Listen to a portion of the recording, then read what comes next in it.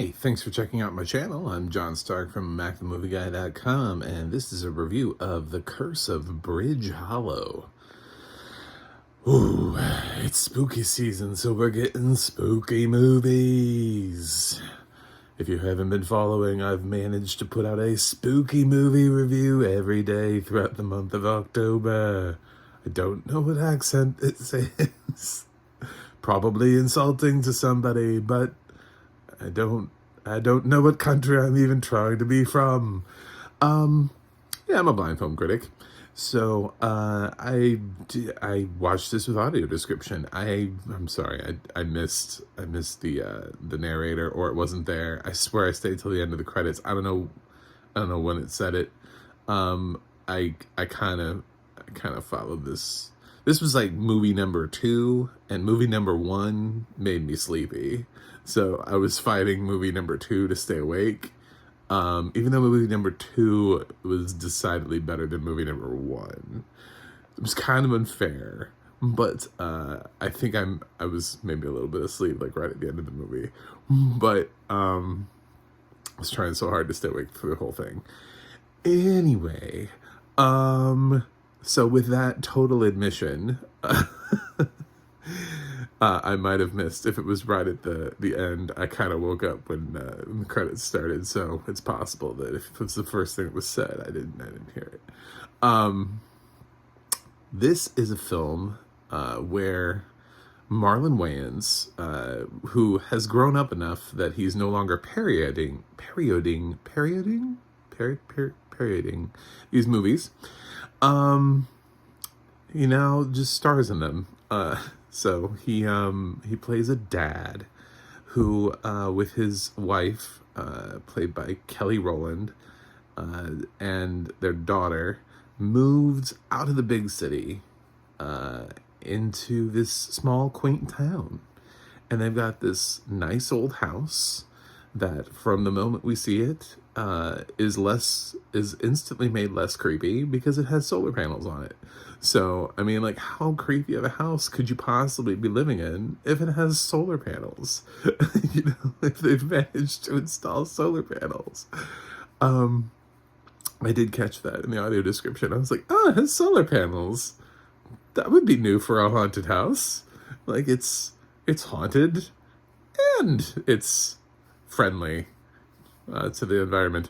Anyway, so he's big on like learning things and like finding the science and things. And there's even this point in the film later on where he tells his daughter this story of like why he believes in science. He's like, this one time, I saw some things and my teacher told me about concussions, and then I was like, oh, it's probably a concussion. I was like, oh, or maybe you actually saw that. Okay. Anyway, so he thinks everything has like a logical reasoning to it. So he walks through this whole film where things just keep coming to life, thinking that there's like some scientific explanation for why all of these creatures keep popping out at them, rather than some mystical, magical reasoning, which is what his daughter believes. And there are other kids in the town. She meets them. There are other people in this town, by the way, and what an assembly of people we have here. We've managed to, first of all, this is exactly the kind of film I expected Rob Riggle to show up in, and that's exactly the kind of character Rob Riggle plays. But we've also got Lauren Lapkus is in this. So we've got Nia Vardalos, My Big Fat Greek Wedding, she's come back to play. So it's definitely an interesting film. Dave Sheridan is in this. I don't know if anybody remembers that, but that's actually that's a Scary Movie deep cut there. Marlon brought Dave Sheridan back. I didn't even know if Dave was working. I didn't even click on his resume, but I saw him and I was like, oh my god, Dave Sheridan. Yeah. And he played Deputy Doofy in the Scary Movie movies. In case you're wondering which one Dave Sheridan was, it's from way back in the day with Marlon. We've got John Michael Higgins, who seems to pop up in almost everything. So it's got a kind of an assembled cast of yeah, I could see that happening. My biggest surprise was seeing Nia Vardalos acting in something at all. It's from the director of Truth or Dare. So if you want to know if you want to know how good the film is, it's from the director of Truth or Dare. However, the last thing he technically directed was, I guess, in a season of the new Are You Afraid of the Dark that's been running on Nickelodeon. So this kind of does have that vibe. That's why I can see. Yeah, okay. I saw two of those. Not the most recent one, but I've seen two of those seasons. This vibes with that. Yeah. He also has Truth or Dare. He has True Memoirs of an International Assassin on his list, which was not a good film, with Kevin James. And but he also has Kick-Ass 2 and a movie that I actually really liked, and I don't think enough people gave credit to, and that was Cry Wolf. So I was excited to see this director back. I was kind of wondered what happened to the director of Cry Wolf, and now I know. So that's we got a director who knows how to direct movies. This movie doesn't have a really good Metacritic score or IMDb score right now, but I think that's kind of being unfair.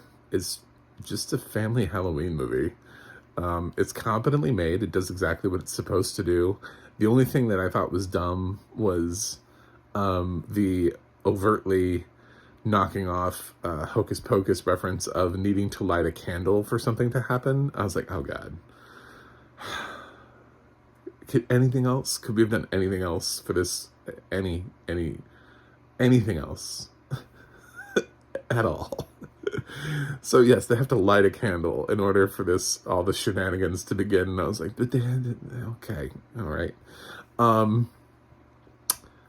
Otherwise, it's the only thing that gets kind of monotonous is they seem to just keep running into random horror movie things, like things from like spiders and zombies and clowns and, just sort of just like an endless stream of things. It has sight gags, just things that don't normally work, but they're funny in a kid's family film or whatever about, somebody who makes a healthy cupcake to hand out on Christmas. First of all, nobody hands out baked goods on Christmas because nobody trusts them. Nobody would want a homemade good these days, even in a sleepy town like Bridge Hollow. They'd be like, where are the Three Musketeers at? Don't be handing out cupcakes with your vegan crap in them. No. So that was just kind of a weird joke that I feel like somebody would have known not to do in real life. But this is kind of like a night at the museum type ride through Halloween night. Nice father-daughter bonding time. Marlon Wayans does a competent job of being in a family film. I don't really have much negative to say about it. I didn't hate the film. Yeah, it wasn't great. Like, I didn't love it. I think I fell asleep for the last 5 minutes of the film and then woke back up. I nodded. But it has good audio description. If you want to watch something with your family, go for it. It's not super scary. It does have a bunch of creatures in it that I don't know what they look like for actual kids who can see, but I think this is aimed at kids. I would be shocked if they were actually scary. I think this is somebody who just did a Nickelodeon Are You Afraid of the Dark season. I'm going to guess it's probably about on that level. So that's where that is. The score even feels it's written sort of whimsically to enhance the whimsical nature that this film has as it maneuvers through the plot about this Jack. It even really uses the song Hit the Road Jack solidly at the end, because they're essentially their villain is a ghost named Jack.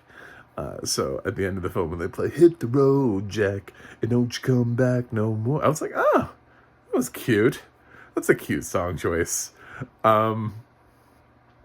So, yeah, I don't really have too much negative to say except for it just kind of feels it just kind of feel like average. It feels like everything else I've seen. I did like it a little bit better than Hocus Pocus too. So, while I won't stand up and try to tell you it's a great film, I will say I liked it a little bit better than Hocus Pocus too. So, there you go. Uh, that is that's the final thought on that. So I'm gonna give The Curse of Bridge Hollow a B minus, and for those not paying attention, I gave Hocus Pocus 2 a C plus. So let me know what you think about the movie down in the comments. Did you find it fun? Is it Netflix's next greatest achievement? Actually, considering everything Netflix has made this year, this is on the better side of things. So, I'm trying to get to 100 this year. If you could subscribe, that'd be great. I'd like to be a triple-digit subscriber by the end of the year. I'm close. I'm within striking distance. With the amount of views that I get, I should be able to get there. But I need your help to do it. I also have a website, MacTheMovieGuy.com, that you can go to. You can follow me on Twitter at MacTheMovieGuy. You can go to the audio description project, adp.acb.org. It'll let you know what has audio description, where you can watch it.